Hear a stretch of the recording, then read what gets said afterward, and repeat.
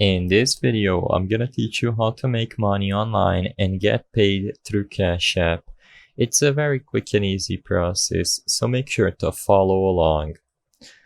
First of all, regardless of whichever way you choose to make money, if you want to receive your payments through Cash App, all you have to do is, inside of the Cash App, copy your cash tag or your cash username that you can find on your profile by sharing that ID or your cash ID.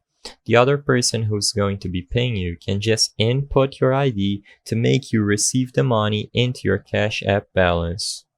Keep in mind that Cash App has some limitations when it comes to receiving and transferring money daily, so that is a big consideration you have to make if you want to receive your payments through Cash App. Regardless, as long as the person who's paying you uses your ID that can be found inside of your profile, you will be able to receive your payment through Cash App itself, and it will go straight into your balance whenever you receive it. I hope I was able to help you on how to make money online and get paid through Cash App.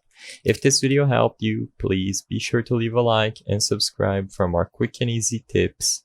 Thank you for watching.